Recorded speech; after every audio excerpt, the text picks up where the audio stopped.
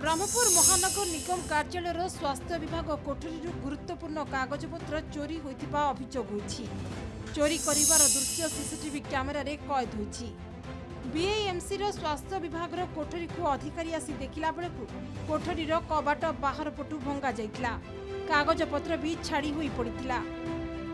एहाकु नै BMC पक्षरु town थाना रे लिखित अभियोग होइछि। टाउन थाना पुलिस आज बीएमसी कार्यालय स्वास्थ्य विभाग रे पहुंची तदंत आरंभ करिछि।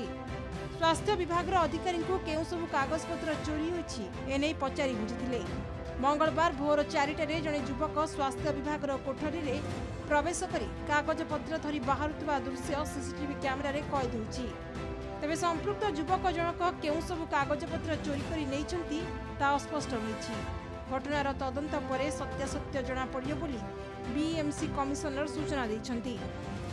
बर्तमान प्रारंभिक स्तर में बर्तमान पुलिस इन्वेस्टिगेशन से सरला पर तार तालिका करा कौन कौन जिनस मिसिंग अच्छी कहीं तदंत पूर्वर बा तदंत समय से सब जिन खेलाखिली कराटा ठीक हेनी। तेणु जेहेतु टाउन थाना अधिकारी इन्वेस्टिगेशन माने एक्टिव इन्वेस्टिगेशन अंडर अच्छी जिनसटी तदंत सरला पर आम तार तालिका भी करूँ कौन कौन मिसिंग आइटम सीसीटीवी रे कौन मिसिंग जिनस अच्छी विषय क्लीयरली जना पड़ूना किंतु बा कौन चोरी करके नहीं। तेबे बीएमसी रे प्रथम थर एभली चोरी होइतबा बेले किए ओ काहींकी केवल कागजपत्र चोरी करबा को आसीबो ताकू नै प्रश्नवाची सृष्टि होइछि।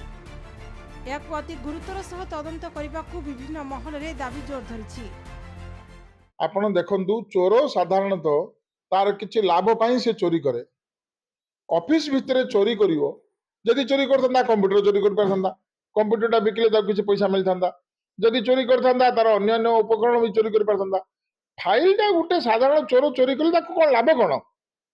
साधारणतः फाइल भितर जदि कोनोसी त्रुटि थिबो त्रुटि करिवा लोक एवं करेवा लोक से माने चोरी करंती कि निया लगांती कि जहाँ भी ताको नष्ट करिया चेष्टा करंती। चोरर किछि आवश्यक नै ना।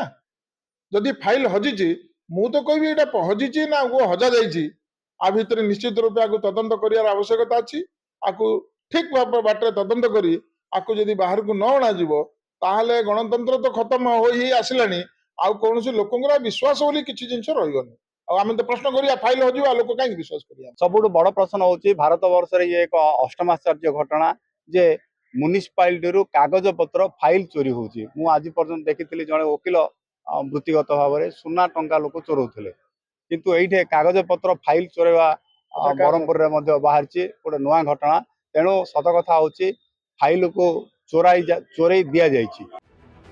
तेबे काहींकी ओ केउ भली परिस्थिति रे चोरी हैला केउ सब कागजपत्र चोरी होइछि ता सामना को आनिबा को दाबी होइछि। ब्रह्मपुर कैमरा पर्सन विक्रम जेनांक सह इतिश्री समापिका महांती रिपोर्ट नक्षत्र न्यूज।